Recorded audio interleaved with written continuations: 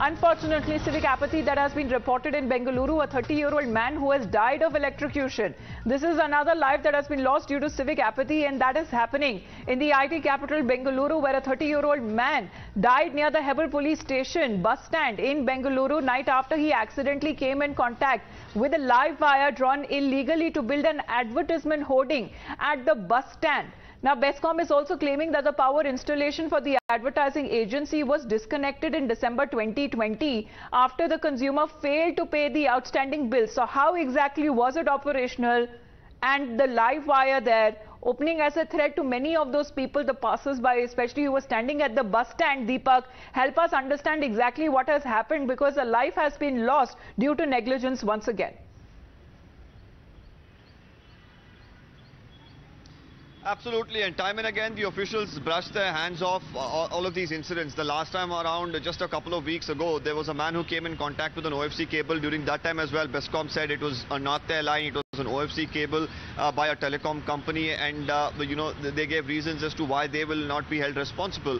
And even when we asked about the BBMP, where they had in fact mentioned that wires dangling, especially to trees, all of this are considered illegal. There should be action taken. At that point in time, bizarre rationals were given that there are certain times where in certain areas they would be allowing for wires to be pulled through the trees. In this particular incident, once again the Bescom is washing its hands off, going on to say that the power was disconnected to this particular advertisement hoarding, which does not even have an advertising at this point in time. I just in fact had a word with the executive engineer of the Bescom, who says right now the vigilance department of Bescom have registered a case and are investigating this matter as to who once again reconnected power when officially the Bescom had disconnected it.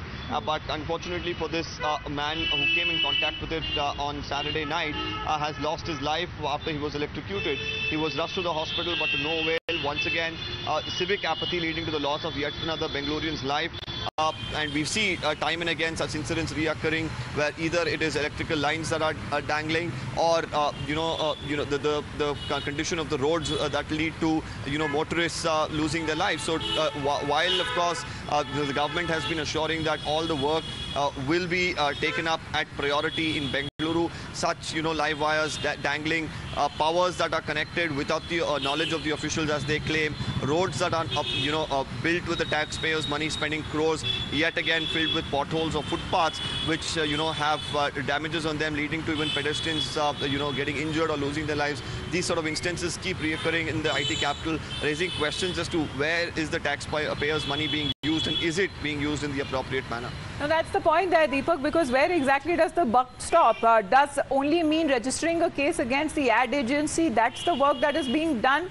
No registration of FIR or a case or a complaint against the ad company?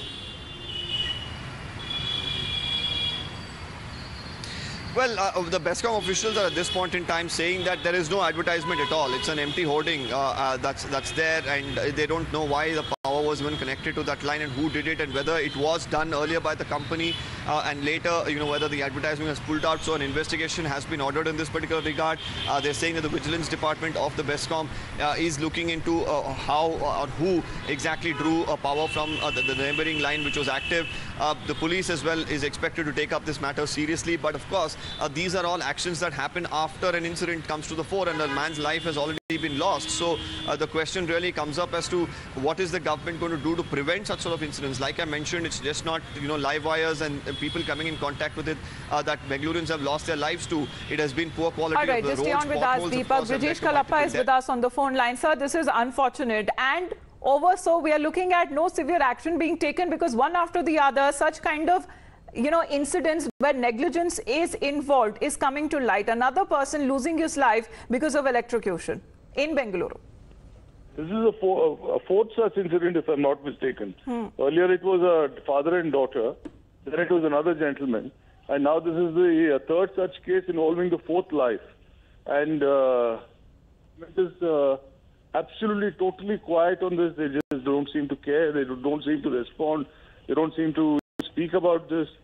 I mean, it's appalling that the government can be so unresponsive and so absolutely quiet on this whole affair. I mean, it's something which is incomprehensible that for any government, 4 lives in quick succession all within a matter of a month, I think is extraordinary. And this kind of, apathy displayed by the government, while not responding to any of this, not speaking about this, not suspending officers, not taking action, not fining them, not dismissing the officers. It's shocking that this kind of apathy exists, and lives of citizens are being lost, and the government is totally quiet. It's deafening silence on the part of the government. Right. It's only the media which can actually take up this issue and really. No, sir, we are taking up the issue and getting as many reactions as possible, because just a case that has been registered, no other action forward that has been taken so far, and we'll take up the matter in our hands as far as giving justice to those people, because you never know. There are such open death traps in Bengaluru. You never know you're going to be alive the next moment. What happens to you next? Mr. Karappa, thank you very much for joining in.